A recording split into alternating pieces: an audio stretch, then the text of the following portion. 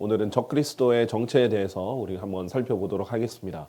자, 적그리스도 그는 누구인가? 많은 사람들이 이제 궁금해하죠.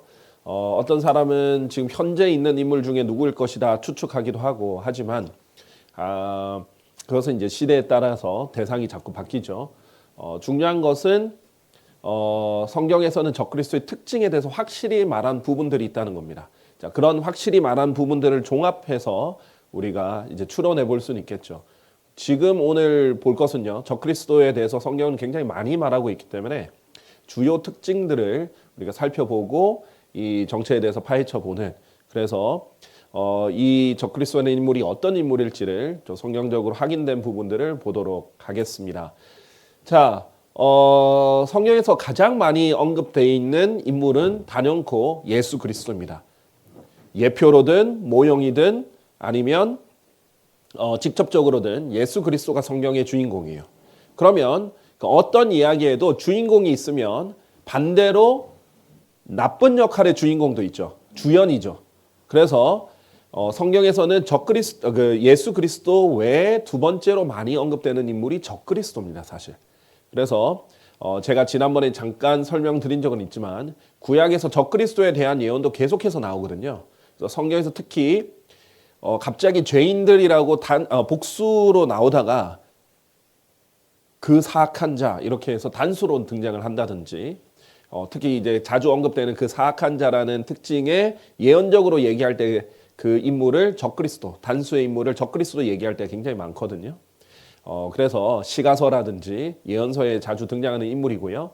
그래서 성경에서는 적그리스도의 정체에 대해서 또 어떤 특성이 있는지를 굉장히 풍성하게 얘기하고 있습니다.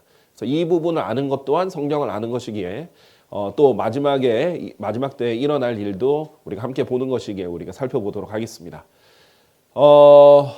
우선요, 성경에서 창세기 3장 초반부에 하나님께서 이미 뱀은 이제 사탄이죠. 그냥 동물뱀이 아니었습니다.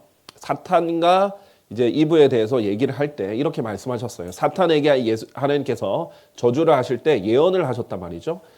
그 뱀에게 너와 그 여자 사이에 또 너의 씨와 그녀의 씨 사이에 내가 적개심을 두겠노라 했어요.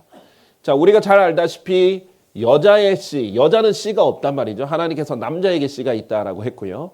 여자는 씨가 없는데 여자가 아이를 잉태하는 거죠. 남자 없이 잉태를 하는 것. 이 동정녀 마리아에 대해서 동정녀 탄생에 대한 예언이었습니다. 아주 초기에 있던 예언이에요. 그런데 마찬가지로 예수 그리스도가 그녀의 씨라면 너의 씨, 뱀의 씨는요, 뱀의 자손입니다. 즉 사탄의 자손이죠. 사탄의 자식입니다.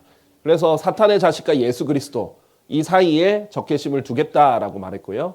그 여자의 씨가 너의 머리를 상하게 할 것이요. 예수 그리스도가 사탄의 머리를 상하게 할 것이다 라고 예언했고요. 우리가 지난번에 본 적이 있지만 이 예언은 재림 때 구체적으로 예수님께서 사탄의 머리를 짓밟으시면서 이루실 일이고요. 너는 그의 발꿈치를 상하게 할 것이라, 이 부분은 오히려 초림 때 이루어졌다라고 했죠. 예수 그리스도를 십자가에 못 박을 때 성취한 부분이라고 했습니다. 성경에서는 이 쉼표 하나 사이로 몇천 년의 간격이 일어나기도 하고 초림과 재림의 간격이 일어나는 부분이 예언서에서 많이 등장한다라고 말씀드렸습니다. 자, 어쨌든 이 뱀의 씨, 적그리스도와 관련된 예언이 등장하는 거죠. 우선 보시면요,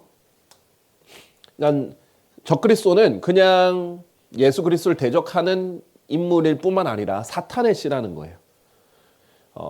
우리가 잘 아는 이사야서 14장 12절에서 17절에 보면 루시퍼에 대해서 얘기하잖아요.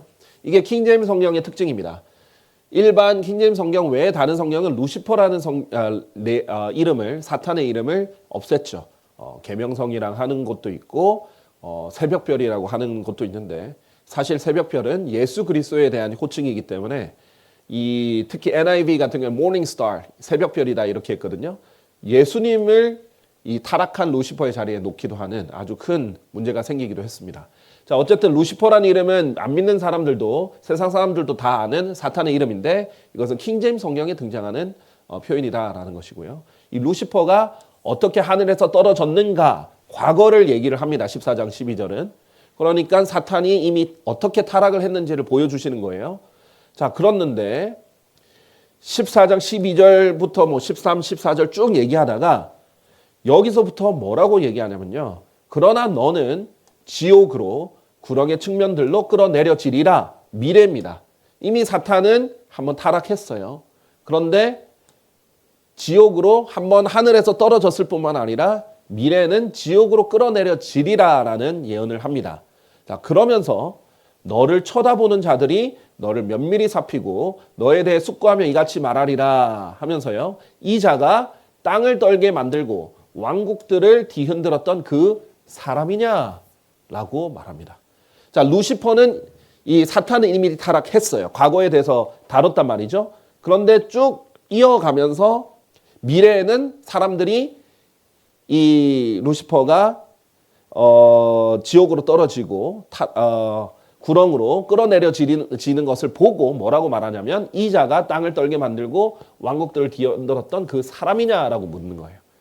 그러니까 루시퍼가 타락을 한 것은 과거 사실이고요. 미래에는 사람으로 불릴 것이다 라는 것이 쉽게 말하면. 이 자가 세상을 광야같이 만들고 그곳에 도시들을 멸망시켰으며 그의 수감자들의 집을 열어주지 아니했던 그 사람이냐 이렇게 말하는 거죠. 그러니까 루시퍼가 사람으로 등장하고 사람으로 표현되기도 한다라는 겁니다. 마치 하나님께서 인간으로 나타났듯이 사탄도 그것을 모방한 어떤 형태로 육화하는 형태가 나타날 거라는 거예요. 사탄의 씨로서. 예수 그리스도가 하나님으로부터 태어나셨듯이 이렇게 표현이 되는 거죠.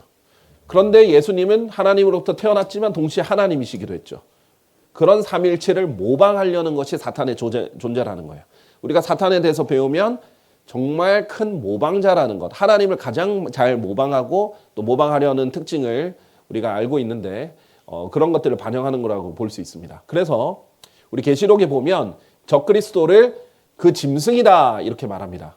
자, 그 짐승이라고 표현을 하는데 그래서 짐승의 표라는 우리가 잘 유명한 짐승의 표라는 것이 등장하죠. 대환란 때는. 그 표나 그 짐승의 이름이나 그의 이름의 숫자를 지닌 자 외에는 아무도 사거나 팔지 못하게 하렴이라. 여기에 지혜가 있느니라. 명철 있는 자는 그 짐승의 숫자를 세어볼지니라. 이는 그것이 한 사람의 숫자이며 그 숫자는 666이기 때문이라. 666이라고 불리는 짐승의 표는 한 사람의 숫자다. 이 짐승을 사람이라고 표현하는 거예요. 진짜 네 발 달린 짐승이 아니라 하나님께서는 그 본질이 짐승이라고 표현하는 거예요. 그러나 어쨌든 이 짐승은 적그리스도는 사람인데 이 짐승의 표의 숫자는 666이라는 겁니다. 자, 그러면 이제 요한계시록에는 적그리스도를 짐승이라고 불렸는데 특징을 한번 보겠습니다. 이것을 이해하고 보시면요. 요한계시록 12장 3절에서 9절에는요. 대환란 때 마귀가 이제 등장을 합니다. 근데 마귀의 본 모습이 어떻게 되어 있는지 보세요. 보라 7 머리들과 10 뿔들을 지녔고 7 왕관들이 그의 머리들 위에 있는 거대한 붉은 용 한 마리라. 이것이 용이라고 불리는 마귀의 정체죠. 7 머리들과 10 뿔들을 가졌고 거대한 붉은 용이다. 그런데 이 거대한 용이 쫓겨납니다. 9절에 보면 쫓겨나요. 근데 마귀라고도 불리고 사탄이라고 불리는 그 옛뱀이다. 그렇죠? 아까 그 뱀의 씨 했을 때 그냥 동물 뱀의 씨가 아니라 바로 이 사탄의 씨를 말한 거였죠. 자, 그런데 이 바로 다음 장 계시록 12장은 마귀가 등장하고요. 13장은 이게 하늘에서 지금 이적이잖아요. 하늘에서의 마귀를 지금 얘기를 하고요. 계시록 13장은 땅과 바다에서 얘기를 합니다. 내가 바다의 모래 위에 서서 한 짐승이 바다에서 일어나는 것을 보았으니 이 짐승이 바로 적그리스도예요. 근데 적그리스도의 특징 보세요. 7 머리들과 10 뿔들을 가졌다. 사탄과 똑같이 7 머리들과 10 뿔들을 가졌죠. 그런데 이게 사람이라고 표현을 했단 말이죠. 짐승을. 그러니까 사람들에게 나타날 때는 사람으로 나타나죠. 그러나 그 본질이 뭐예요? 그 거대한 붉은 용, 그 짐승과 같은 본질이라는 거예요. 그리고 하나님이 보시는 모양새는 7 머리들과 10 뿔들이라는 사탄의 모양새와 같은 것입니다. 인간의 눈에는 사람으로 보겠죠. 하나님이 봤을 땐 짐승이에요. 이러한 짐승이라는 겁니다. 그래서 그 짐승은 표범 같았으며 나중에 이제 표범이 등장할 거거든요. 이 짐승의 기본 형태는 표범이다. 이것을 기억하시면 나중에 표범 언급할 때 이해하기에 좋으실 겁니다. 그의 발들은 곰의 발들 같고 그의 입은 사자 입 같더라. 바로 이 짐승이 용과 관련이 있다. 용의 육하 버전이다라는 것을 알 수 있는 또 다른 클루고요. 그리고 그 용이 그에게 자신의 권능과 자신의 자리와 막대한 권위를 주었더라. 어떤 용을 계승하는 형태로 등장을 하는 것입니다. 마귀가 육한 존재임을 알 수 있죠. 그래서 보면요. 적그리스도가 이 7년 환란기 후반부 3년 반이 시작될 때 본격적으로 자기 정체를 드러내면서 활동을 하는데요. 이때 어떤 일이 일어나면 거대한 용이 쫓겨납니다. 이 미카엘과 싸워서 쫓겨난다라고 계시록 12장에 나오는데 마귀, 아까 사탄이라고 불린 게 뱀이라고 했죠. 근데 그가 땅으로 쫓겨납니다. 하늘에 있던 용이 땅으로 쫓겨납니다. 그의 천사들과 그와 함께 쫓겨나니라. 마귀가 땅으로 쫓겨나는 시점이 후 3년 반이 시작될 텐데, 그런데 그때 적그리스도가 파멸의 아들이라는 이름으로 활동을 하는 시점이에요. 마치 우리가 이제 성경에서 보면 유다 이스카리옷이 예수 그리스도를 배반한 자잖아요. 근데 이스카리옷이라는 이명으로 불리는 유다에게 사탄이 들어간 것처럼 어떤 형태로 이제 사탄이 이 적그리스도에게 임하면서 파멸의 아들이라고 불리는 본격적인 죄의 사람에서 죄악의 사람에서 파멸의 아들이라고 불리는 사람으로 본격적인 활동을 하게 되는 거죠. 어떤 변화가 생깁니다. 우리가 이제 바로 뒤에 볼 건데 적그리스도는 이 7년 환란기 3년 후반부 3년 반이 시작될 때 거의 죽어요. 그러니까 죽었다고도 표현됩니다. 사람들은 죽은 줄 알아요. 그러다가 부활의 형태로 사람들은 부활이라고 생각할 정도로 죽었다가 살아납니다. 그때 뭔가 변화가 일어나는데 사탄이 임하고 파멸의 아들로서 활동을 하는 장면을 볼 수 있습니다. 자, 뒤에 이어서 좀 더 설명을 해볼게요. 두 번째로 적그리스도의 정체는요, 이 치명적인 상처로부터 회복하여 부활을 모방할 것이라는 거예요. 이게 일반적으로 사람들 보면 예수님처럼 부활하는 거예요. 그러니까 적그리스도 영어로 antichрист거든요. 근데 이 antichрист에서 anti는 대적하다라는 뜻도 있지만은 모방하다라는 뜻도 있습니다. 자, 그래서 예수님처럼 자기를 나중에 적그리스도가 성전에 앉아서 자기 하나님이라고 부를 거거든요. 그러니까 자기가 진짜 예수 그리스도다, 재림 예수다. 모든 사이비 교주들의 거의 이제 실사판인 거죠. 사이비 교주들이 자기가 재림 예수다라고 말하기 너무 좋아하잖아요. 그렇죠? 마찬가지로 적그리스도 또한 예수님을 모방하여 자기가 부활했다라고 이렇게 보일 겁니다. 그리고 내가 보았더니 그의 머리들 중 하나가 상처를 입게 죽게 된 것 같았도다. 그런데 그의 치명적인 상처가 치유됐더라. 그런데 이 놀라운 거예요. 사람들 눈에는 이제 죽은 거죠. 그런데 치유가 돼서 온 세상이 경이로워하며 그 짐승을 쫓았더라. 이렇게 쫓게 되는 것이고 사람들이 결과적으로 다 이 짐승을 따르게 되는 계기가 되는 것입니다. 그런데 이제 성경에서 보면 이 적그리스도를 우상목자라고도 봅니다. 왜냐하면 적그리스도는 단순한 정치적 리더가 아니에요. 종교적 리더이기도 합니다. 목자라고도 불려요. 그런데 자기가 스스로 우상이 되는 거예요. 우상 목자에게 하가 있기를 바라노라 하면서 칼이 그의 팔과 오른쪽 눈에 임하리라. 아주 구체적으로 말하죠. 그래서 적그리스도가 거의 죽은 것처럼 될 때 치명적인 상처를 입고 사람들이 죽은 것처럼 된 상태에서 이것이 회복이 되니까 놀라서 따르는데 아마 생방송에서 암살당하는 걸 아마 다 지켜볼지도 모릅니다.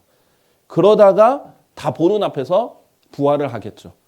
사람들이 애도하면서 이렇게 모였는데 거기서 부활을 하는 모습을 보면 얼마나 화려하게 등장을 하겠습니까? 사람들이 전 세계적으로 따르죠. 정치인들이 자주 쓰는 표현, 자기가 인기를 회복해야 되거나 위기를 극복할 때 자주 쓰는 수법 중에 하나가 피살당하는 것처럼 보이는 거예요. 그래서 정치인들 보면은 공격을 갑자기 당하다가 회복하면은 인기도가 바짝 오르거든요. 그런데 그런 것에 이제 정치인들의 그런 모습에 아예 가장 극적인 표현이 이제 적그리스도가 하는 것이죠.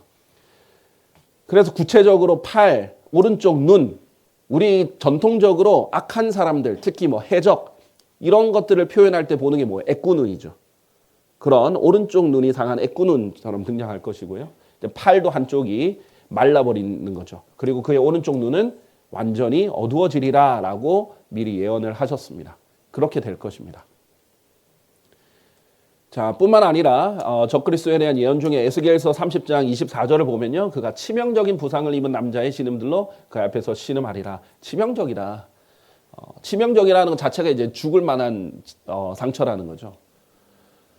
그래서 이 그의 치명적인 상처가 치유되면 온 세상이 경이로하며 그 짐승을 이제 쫓게 되는 거죠. 이런 애꾸눈의 리더가 결국은 전 세계에 이끌게 되는 겁니다.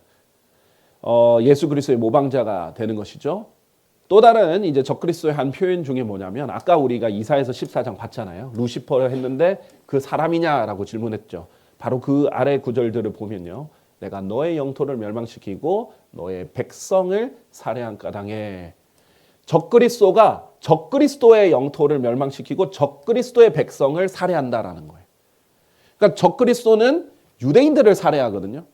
성경에서 자주 언급되는 장면입니다. 근데 적그리스도가 자기 백성을 살해하는 거예요. 너가 너의 백성을 살해했다. 그러니까 무슨 말이에요? 적그리스도가 유대인들을 살해할 때 자기 백성이라는 거예요. 그러면 적그리스도도 유대인 피가 있는 거죠.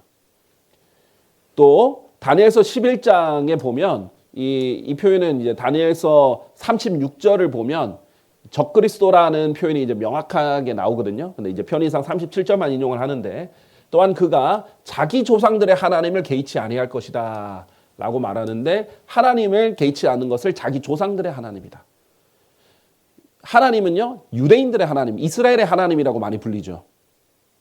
그렇기 때문에 이 적그리스도는 유대인의 피가 있기 때문에 자기 조상들의 하나님을 개의치 아니한다라는 표현이 등장하는 것입니다.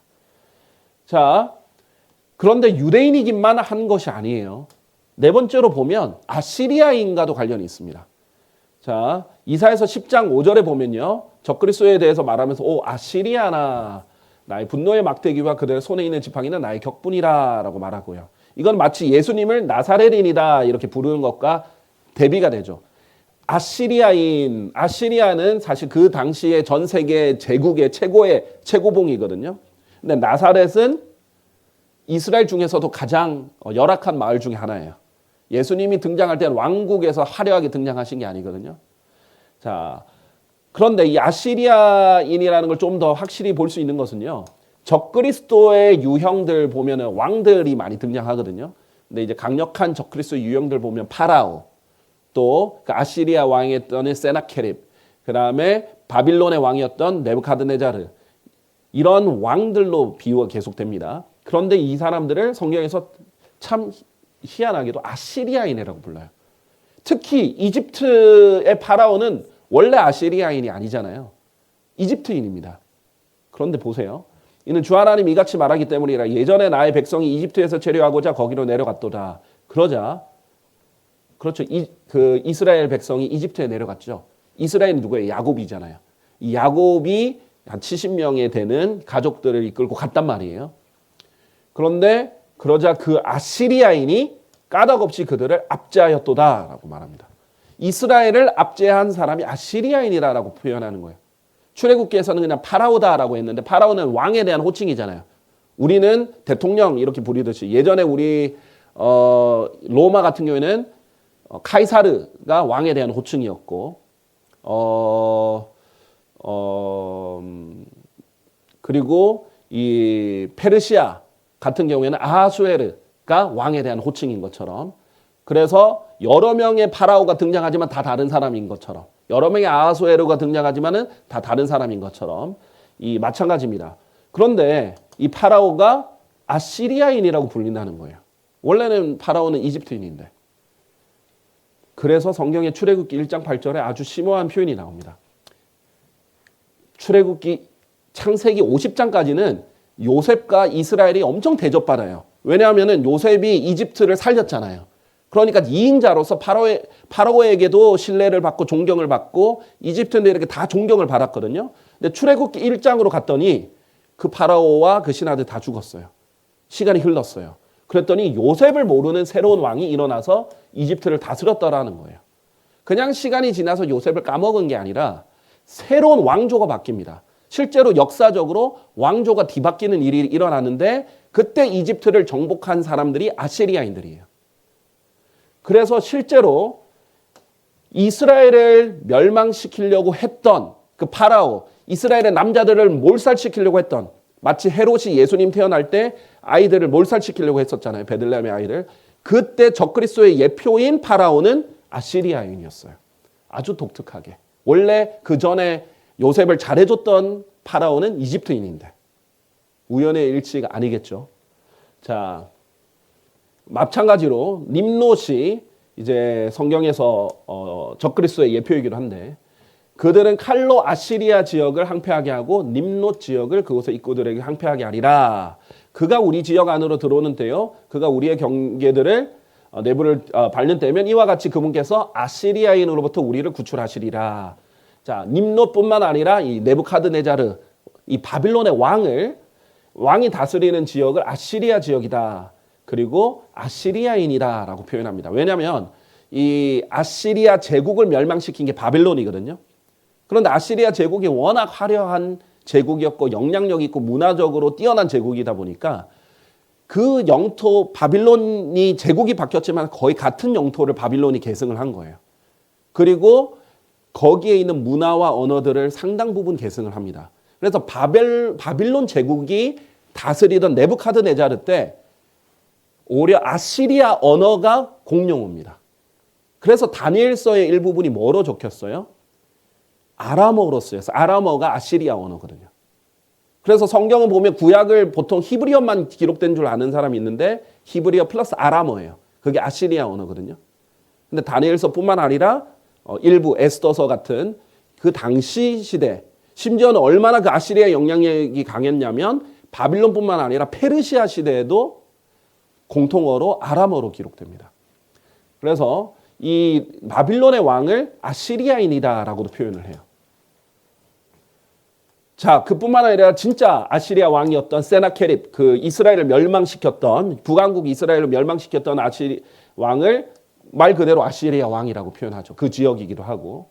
그 다음에 다리우스, 메데 페르시아의 다리우스를요, 성경에서 뭐라고 말을 하냐면 아시리아 왕이다라고 표현을 해요. 그런데 보세요. 다리우스가 이제 이스라엘의 하나님의 집에 공사해서 그들의 손을 강화시켰다. 성전을 지으라고 이렇게 강화시켰던 왕인데 아시리아 왕이다라고 표현해요. 왜냐하면 여전히 페르시아 때 돼도 그 지역이 아시리아 지역으로 유명했던 지역이거든요. 그래서 아시리아 왕이라고 계속 불린다라는 겁니다. 자, 이 아시리아 지역은요, 지도로 보면 여기가 이제 이스라엘 지역이거든요. 사마리아 보이죠? 예루살렘에서 이 지역이 이스라엘 지역이라면 이 중동 지역, 이집트를 포함해서 이 중동 지역 대부분의 지역을 아시리아가 다스렸던 영토입니다. 그런데 바빌론 제국도 메데 페르시아 제국도 이 지역을 다스리면서 그 아시리아 왕이라는 그 호칭을 이어받는 겁니다. 자, 그래서 이 지역들을 다스리게 되는데 여기에 지금 현재 시리아랑 이라크, 요르단, 이 레바논 이 부분의 지역이 다 포함되어 있는 지역입니다. 자, 아시리아와 아주 밀접한 관계가 있어요. 그래서 주를 대적하여 악을 구상하는 한 사람이 지금 적그리스도를 말하는 거거든요. 주를 대적하여 이 나움을 보시면 아는데 너에게서 나오나니 곧 사악한 전략하라. 이 어디에서 나온다는 거예요? 나움 1장 15절에 보면 좋은 소식들을 가져오고 화평을 공표하는 자의 두 발이 산들 위에 있는 것을 보라. 오 유다야. 유다에서 나온다는 거예요. 주를 대적하여 악을 구상하는 한 사람. 적그리스도가 유다에서 나온다는 겁니다. 그런데 나움 1장 1절은요. 기본적으로 누구에게 쓴 거냐면 니네베에 대한 엄중한 부담입니다. 니네베는 아시리아의 수도예요. 그러니까 아시리아의 수도에 있는 니네베에서 말을 하면서 너에게서 나온다라고 했는데 니네베도 언급하고 유다도 언급을 하는 거예요. 이제 이런 공통점이 함께 나오는 거죠. 그러니까 이것을 어떻게 같이 봐야 되느냐? 혼혈로 볼 수 있습니다. 유대인이면서 동시에 아시리아인으로 불릴 수 있다는 겁니다. 그래서 이 혼혈이라는 또 증거들도 우리 다섯 번째로 보면요. 아시리아 왕이 이스라엘을 아시리아로 멀리 이동시켰다. 아시리아 왕이 이스라엘을 멸망시킬 때 가장 큰 특징 중에 하나가 성경에 기록된 특징이 뭐냐? 인종 혼합 정책을 펼쳐요. 그래서 이스라엘 사람들은 아시아로 멀리 이동시키고 바빌론과 쿠다와 아와와 하맛과 스팔와임으로부터 아시리아 왕이 사람들을 데려와가지고 그러고 나서 그들이 사마리아를 차지하고 그것의 도시들 안에 거하였더라. 이스라엘 사람들은 아시리아로, 아시리아 쪽에 있는 사람들은 이스라엘로. 그래서 혼혈이 됐죠. 그 지역이 대표적인 지역이 사마리아입니다. 그래서 이스라엘 사람은 사마리아 사람들을 배척했던 거예요. 순수 유대인이 아니라고, 혼혈이라고 배척을 했던 겁니다. 혼혈 정책을 편 대표적인 게 이제 아시리아 왕이다라는 것이고요. 이제 림롯을 보면요, 림롯 또한 이 바벨 지역에서 왕이 됐던 사람인데, 이 바벨 지역이 바벨탑을 쌓았던 지역이고 그걸 주도했던 자가 림롯입니다. 그런데 이 최초의 에큐메니컬 운동이 바벨 지역에서 바벨탑을 쌓으면서 일어났죠.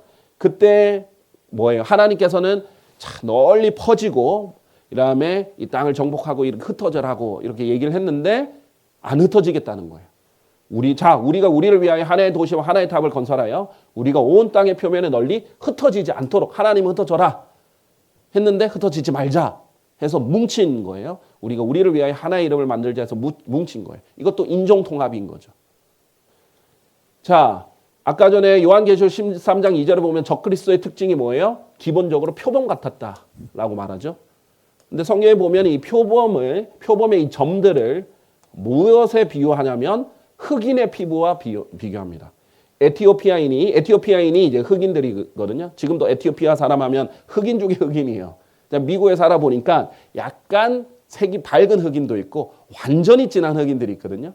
근데 아프리카에서도 진하고 진한 사람들이 이게 에티오피아 사람들인데 그의 피부를 바꾸거나 표범이 그의 점들을 바꿀 수 있겠느냐? 둘 다 검죠. 표범의 점도 검고 에티오피아 사람들의 피부도 검죠. 그럼 못 바꾼다. 이 말을 할 때 두 개를 연결하셨어요.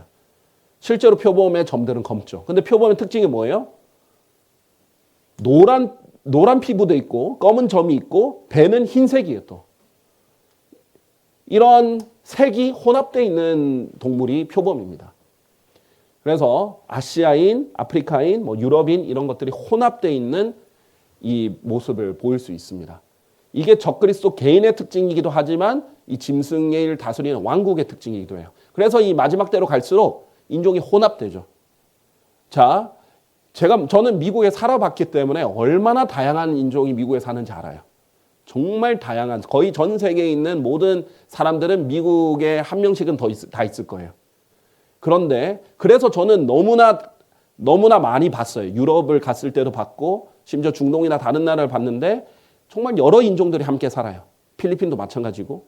그런데 우리나라나 일본이 그래도 거의 단일 민족으로서 큰 특징을 가지고 있거든요. 중국은 이미 워낙 소수민족이 많기 때문에. 그런데 심지어 우리나라도 보세요. 요즘 점점 국제 결혼도 많아지죠. 점점 이제는 어떤 지방에 내려가면 외국인 자녀들이 더 많아서 순수 한국인 애들이 왕따 당한다잖아요. 그런 것이 이제는 너무나 당연한 시대로 흘러가고 있고 글로벌화되고 있고 하나로 돼가고 있다는 거죠. 자, 그리고 시리아 출신임을 알려주십니다. 그러므로 그 수념소가 아주 대단히 커졌더라. 여기서 이제 이 수념소는 그 적그리스도의 예표인 알렉산더와 관련이 있습니다. 역사적으로는요. 그런데 사실 교리적으로는 이 역사적 알렉산더 대왕을 넘어서서 적그리스도와 관련이 있는데 그 커다란 뿔이 꺾였더라. 그리고 어떤 일이 일어나냐. 그리고 그것들 중 하나에서 작은 뿔 하나가 밖으로 나왔다. 그런데 그가 작은 뿔들을 남쪽을 향하여 동쪽을 향하여 기쁨을 주는 지역을 향하여 지극히 대단히 커졌더라. 얘기를 합니다. 이 작은 뿔과 관련해서는요. 다니엘서 8장뿐만 아니라 7장에서도 이것이 적그리스도와 관련돼 있음을 표현합니다. 8장은 이 두 마리 짐승에 대해서 집중해서 얘기를 하고요. 이 7장은 네 짐승에 대해서 다룹니다. 무시무시하고 공포스러우면 지극히 강한 네 번째 짐승을 얘기를 하는데 이 짐승이 앞에 있는 세 짐승들을 혼합했어요. 다니엘서 7장 읽어보시면 안 됩니다. 어떤 짐승들? 표범, 사자, 곰 이것이 혼합되어 있어요. 그런데 아까 계시록 13장에 봤더니 짐승이 표범 같고 곰의 발들을 가졌고 사자 입을 가졌다라고 나오죠. 적그리스도와 관련된데 이 적그리스도와 관련해서 또 작은 뿔이 등장해요. 아까 8장에 있는 작은 뿔뿐만 아니라 여기서도 작은 뿔이 등장하는데 이 뿔에는 사람의 두 눈과 같은 눈들이 달렸고 엄청난 것들을 말하는 한 입이 있었느니라. 초자연적인 뿔을 말하죠. 그런데 이 수렴서가 죽고 나서 네 뿔들이 올라왔다라고 했죠. 그러면서 네 바람들을 향해서 이제 넷으로 나뉘었어요. 그래서 역사적으로 알렉산더 대왕이 제국을 이루고 나서 네 등분이 됩니다. 이 뿔은 왕과 관련이 있거든요. 자, 그래서 실제로 역사적으로 그리스, 소아시아, 그다음에 시리아, 그다음에 이집트 지역으로 네 지역으로 나뉩니다. 알렉산더가 죽고 나서. 그런데 이 네 개로 나뉜 왕국들 중에 그것들 중 하나에서 작은 뿔 하나가 등장해서 지극히 대단히 커지는데 역사적을 넘어서서 교리적으로 예언적으로 적그리스도와 관련된 것입니다. 자, 그러면 이 네 개의 왕국들 중 하나에서 적그리스도가 등장하는 것을 교리적으로 볼 수 있겠죠. 그런데 이 뿔이 그냥 역사적 인물이 아니에요. 성경에서 보면 역사를 얘기하다가 뛰어넘어서 예언으로 넘어간다는 거 많이 봤죠. 그것이 하늘의 군대에 이르기까지 대단히 커졌더라. 자, 얼마나 커지냐면요. 하늘의 군대에 이르기까지 커진다는 거예요. 그리고 그것이 그 군대 가운데 얼마와 별들 가운데 얼마를 지면에 던져버렸고 그것들을 발로 내리찍었더라. 이 작은 뿔이요. 그냥 인간일 수가 없어요. 하늘의 군대에 이르기까지 대단히 커질 뿐만 아니라 그 군대 가운데 얼마와 별들 가운데 얼마를 하늘의 군대와 별들을 지면에 던져버리고 발로 내리찍었다라는 거예요. 초자연적인 뿔입니다. 적그리스도와 관련돼 있어요. 실제로 요한계시록 12장 3절에 보면 붉은 용 한 마리가 등장하면서 그의 꼬리가 하늘의 별들 중 3분의 1을 끌어당겼다. 그리고 그들을 땅으로 던졌다라는 표현이 나오죠. 그래서 3분의 1의 천사들이 땅으로 떨어집니다. 그래서 이 하늘의 별들, 성경에서 이제 천사들을 하늘의 별들이다 표현하기도 하고 군대들이다, 군사다 이렇게 표현도 하거든요. 그래서 이 초자연적인 작은 뿔에 대해서 얘기할 때 이 작은 뿔이 네 왕국들 중 하나에서 나와서 근데 여기서 힌트가 있어요. 남쪽을 향하여 동쪽을 향하여 기쁨을 주는 지역을 향하여 지극히 대단히 커졌다라는 이 방향들이 나오면서 네 왕국 중에 어떤 왕국인지에 대한 힌트가 나오는 겁니다.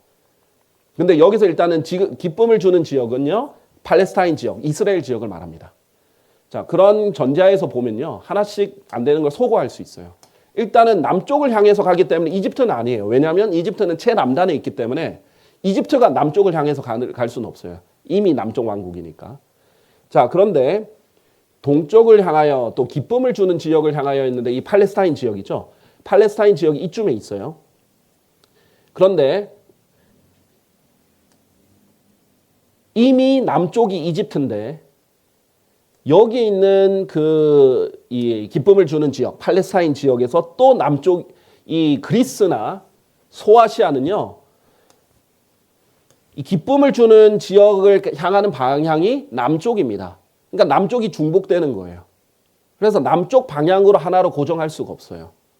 자, 그런데 시리아의 지역은 이 지역과 이 남쪽이 같기 때문에 남쪽으로 표현되지 않습니다. 자, 그래서 이 시리아 지역에 있는 쪽은 동쪽도 갈 수 있고, 그리고 실제로 시리아 지금 동쪽으로 매우 뻗었거든요. 그리고 남쪽인 이집트로도 갈 수 있고, 그 다음에 또 이 팔레스타인 서쪽에 있는 팔레스타인 지역으로도 갈 수 있는 거예요. 아래쪽 이집트와 동쪽과 여기 서쪽에 있는 이 팔레스타인 지역까지도 갈 수 있는 지역입니다. 그래서 소고법을 보면은 시리아라는 것을 우리가 알 수 있게 됩니다. 자, 그런데 이 시리아 지역이 우리가 아까 지도를 보니까 어떤 지역과 맞물려요? 고대 아시리아 제국과 맞물립니다. 그러니까 시리아와 아시리아는 원래 기원이 하나거든요. 그래서 같은 지역인 것을 또 우리가 더블 체크할 수가 있죠. 그런데 또한 예레미야서 48장 24절에서 25절에 보면 이 모압의 뿔이 등장을 하면서 또 뿔이 등장해요. 근데 이 뿔이 잘려나갔고 그의 팔이 부러졌다. 적그리스도와 관련해서 이렇게 표현합니다. 아까 적그리스도의 팔이 오른쪽 팔이 완전히 말라지고 이렇게 못 쓰게 된다라고 했죠. 근데 이 모압의 뿔에 대해서 말할 때 크리옷 위와 보즈라 위와 모압 지역에 멀거나 가까운 모든 도시들 위에 임하였도다 하면서 이 모압은 훨씬 더 넓은 지역이에요. 나라예요. 근데 그 안에 보즈라라는 지역이 있고 크리옷이라는 지역이 있습니다. 그러면서 모압의 뿔이 잘려나갔다. 이 성경에서 나오는 이 적그리스도를 말하는 지칭하는 이 뿔이 모압의 뿔로도 불리는데 그 팔이 부러졌다라고 해요. 그런데 이 모압 지옥에 크리옷이 있잖아요.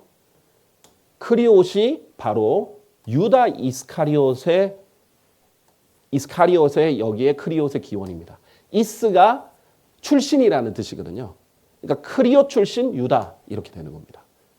그래서 우리가 유다 이스카리옷도 이제 적그리스도와 관련해서 아주 중요한 인물로 지금 설명할 텐데 크리옷의 거주자다, 크리옷 출신이다 이런 뜻이에요. 그러니까 유다는 12제자들은요 참 희한하게 나머지 제자들은 어디 출신이냐면 갈릴리 출신이에요. 근데 유다는 출신이 달라요. 모압 출신인 겁니다. 근데 모압이 예수님 당시에는 여기 시리아에 편성돼 있는 거예요. 자, 그래서 모압은 로마의 시리아 속주에 이제 속했거든요. 그래서 유다 이스카리옷은요 실제로 시리아계 유대인으로 혼혈입니다. 유다 이스카리옷은. 자, 지금까지 이런 시리아와 관련된 표현들을 봤다면 이제 유다 이스카리옷 7번째로 유다 이스카리옷의 정체를 한 번 더 볼게요. 네. 일단은 네. 여기서 보면요. 예수님께서 유다 이스카리옷에 대해서 뭐라고 말씀하셨냐면요. 내가 너희 12를 선택하였는데 너희 중 하나는 마귀가 아니냐.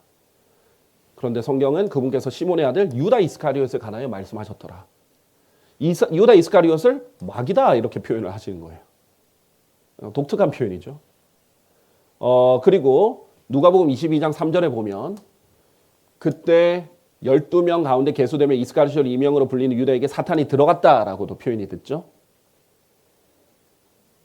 요한복음 17장 12절은요. 예수님께서 유다 이스카리옷을 파멸의 아들이라고 말합니다.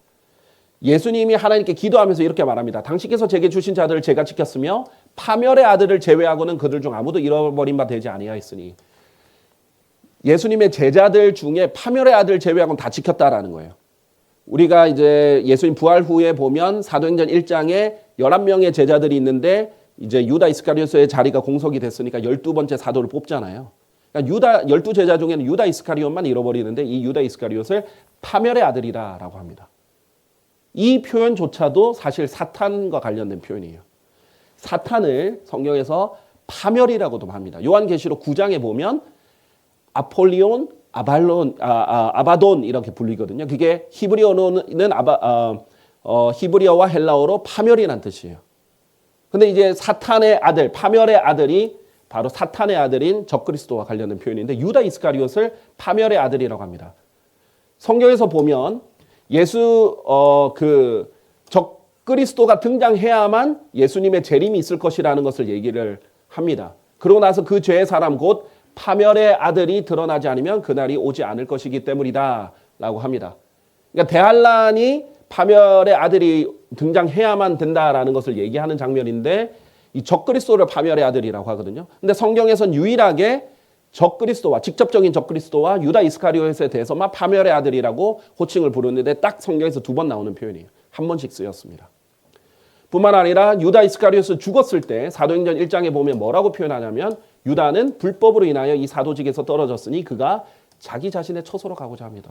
우리가 유다가 지옥 간 건 다 아는데 유다가 자기 자신의 처소로 갔대요.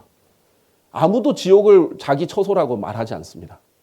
그런데 유다는 그게 자기 집인 거예요. 자기 자리예요. 그래서 실제로 이 계시록 17장 8절에 보면 이 짐승 적그리스도에 대해서 뭐라고 하냐면 과거에는 있었다. 그러나 현재는 없다. 그리고 미래는 끝없는 구렁에서 올라와, 끝없는 구렁이 지옥이 있는 곳이죠. 여기서 올라와 파멸로 들어갈 것이다. 파멸의 아들이죠. 그리고 과거에는 있었고 현재에는 없는데 여전히 있는 그 짐승을 지상에 관한 자들이 볼 때 그들이 귀하게 여기리니 했어요. 이 적그리스도가 등장할 때는요. 이미 예전에 있었던 존재라는 거예요. 적그리스도가. 과거에 있었던 존재입니다. 그런데 이때 말할 때는 현재는 없는 거예요. 그러나 미래는 대환란 때는 끝없는 구렁에서 올라와 파멸로 들어갈 존재가 적그리스도라는 거예요. 그럼 과거에 언제 적그리스도가 등장했었냐 하는 거예요. 유다 이스카리옷이에요. 그래서 성경에서 보면은 침례자 요한도 원래 너희가 받아들일 말만 있으면 엘리야다라고 표현을 하죠. 적그리스도도 마찬가지입니다. 예수 그리스도께서 그때 유대인들에게 받아들여지기만 했다면 유다 이스카리옷이 이제 적그리스도가 되는 거예요. 그런데 그러지 않았기 때문에 부분적인 성취만 된 거죠. 그래서 이것이 완전한 형태로 드러날 때 유다 이스카리옷이 죽었는데도 불구하고 자기 자신의 처소에 들어갔다라고 하죠. 근데 끝없는 구렁에서 다시 올라올 거라는 거죠. 그리고 파멸로 들어갈 것이다. 그래서 적그리스도는 이 유다 이스카리옷과 밀접한 관계에 있다는 거예요. 이 종합적으로 보면 시리아계 유대인이라는 것을 우리가 알 수 있습니다. 그래서 시리아계 유대인들이 두 그룹에서 유래한다. 우리가 일반적으로 알려져 있는 건데요. 위키피디아 사전 같은 데서도 쉽게 볼 수 있는데 미즈라히 유대인들, 즉 중동이나 북아프리카에서 오랜 역사를 가진 유대인들이나 세파르디 유대인들, 즉 이베리아 반도, 스페인과 포르투갈에서 오랜 역사를 가진 유대인들을 이 두 그룹에서 유래한다라고 이제 일반적으로 많이 봅니다. 그래서 지금도 사실 시리아계 유대인들은 많이 있다는 겁니다.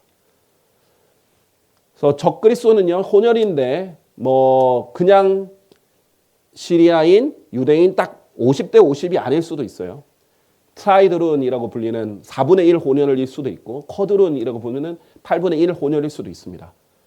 예를 들어서 이탈리아인이면서도 아프리카인의 피가 있으면서도 시리아인의 피가 있는 또 유대인일 수가 있는 거예요.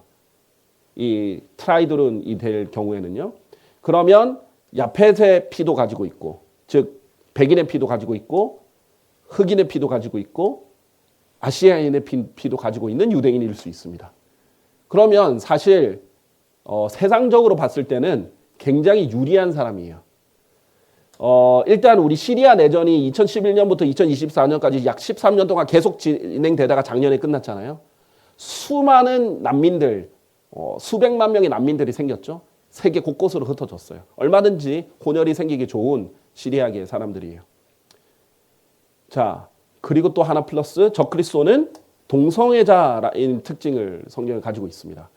또 그가 다니엘서 11장 여전히 우리가 아까 적그리스도와 관련된 표현이라 했죠. 36절에 보면 알 수 있다고 했는데 그가 자기 조상들의 하나님을 개의치 아니할 것이요. 그래서 유대인들의 하나님, 유대인 피라는 걸 알 수 있었다 했죠. 근데 여자들의 욕망도 개의치 아니할 것이다 라고 합니다. 자, 그러니까 욕망이 일반적으로 남자는 여자들을 향하게 돼 있는데 그게 아니라 이제 남자에게 향한 거죠. 그래서 성경에서 보면 사악한 자, 죄인 이런 표현으로 적그리스도를 많이 나오는데 성경에서 이 죄인이라는 표현이 가장 먼저 나온 게 창세기 13장이거든요. 13은 반역의 숫자로 적그리스도의 숫자이기도 합니다. 그런데 그 13장에서 그 13절에 뭐라고 나오냐면 소돔인들, 소돔 사람들을 심각한 죄인들이다라고 표현을 해요. 근데 소돔 사람들이 어떤 사람들이에요? 동성애자들이죠. 그래서 이런 표현들을 통해서 보면 적그리스도는 동성애자일 가능성이 매우 높죠. 그렇게 보면 세상을 통합하는 데 얼마나 유리한 고지가 있겠습니다. LGBTQ 이런 동성애자뿐만 아니라 모든 이상성애자들 다 합친 것이죠. 그리고 백인이면서도 하긴이면서도 흑인일 수 있잖아요. 우리가 표범 같다라고 했으니까. 그러면서도 유대인들. 지금 이 모든 분쟁들을 다 인간적으로 보면 종식시킬 수 있는 피가 섞여 있는 거죠. 그러면서도 무슬림이면서도 가톨릭일 수 있어요. 중동 지역 사람이니까. 시리아 계열이니까. 그런데도 유대교도 연결이 있고 또 우리가 알다시피 적그리스도가 태우고 있는 여자는 로마 가톨릭이잖아요. 마지막 세계 종교 통합 종교예요. 그러니까 이 모든 종교의 특징도 다 가지고 있는 인간적으로 봤을 때는 하나로 통합시킬 수 있는 인물이죠. 그래서 하나의 세계 질서, 새로운 세계 질서에 가장 적합한 지도자일 수 있습니다. 인간적으로 봤을 때.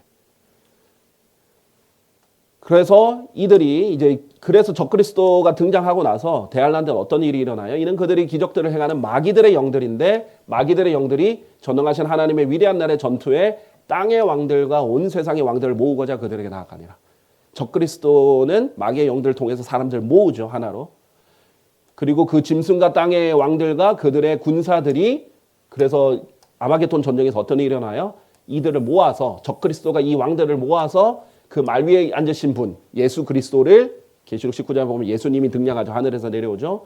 대적하려고 하다가 전쟁하려고 함께 모이는 것을 이제 아마겟돈 전쟁에서 일어납니다. 그래서 적그리스도의 특징은 세계 통합에 가장 적합한 인물이었는데 이런 특징을 봐서 정말 출신으로 보나 혈통으로 보나 여러 가지로 세상 사람들이 좋아할 요소들이 들어가 있는 거예요. 그리스도인만 제외하고. 그래서 그런 부분이 이제 적그리스도의 특징일 것입니다. 결국은 대환란 때 보면 이 적그리스도는 정치적 권력, 종교적 권력, 경제적 권력, 군사적 권력을 다 가지게 됩니다. 지금 뭐 다 설명할 수는 없지만 요한계시록에 매우 자주 등장을 하죠. 그러나 하나님 눈에는 그냥 짐승이에요. 이걸 다 가지고 있어도 짐승일 불과합니다. 성경에서 이렇게 말하죠. 이 적그리스도에 대한 다양한 성품적 표현들이 있는데 비열하다, 어리석고 무지하다, 하나님에 대한 지식을 미워한다, 심판을 무시한다, 야만적이다. 이런 온갖 적그리스도에 대한 표현들이 있는데 하나님 눈에는, 세상 사람 눈에는 위대한 사람이에요. 모든 권력을 다 가지고 있는 사람. 그러나 하나님 눈에는 비열하고 어리석고 하나님에 대한 지식을 증오하고 심판을 무시하고 야만적인 그런 사람에 불과한 겁니다. 짐승 같은 사람이라는 거예요. 그래서 성경이 이렇게 말하죠. 영의 가운데 있어도 이해하지 못하는 사람은 멸망하는 짐승들과 같도다. 그래서 적그리스도를 따른 사람들도 하나님 눈엔 짐승 같은 사람들이에요. 그리고 이런 지금 우리 시대에는 뭘 배우고 있어요? 진화론 배우고 있죠. 모든 사람, 세상 사람들이 거의 세뇌당하고 있죠. 그 진화론 핵심 뭐예요? 너희는 짐승이다. 너희는 짐승이다. 우리가 창조됐다면 목적이 있잖아요. 그러면 하나님이 우리를 창조하셨으니까 우리는 하나님의 뜻에 맞춰 살아야 돼.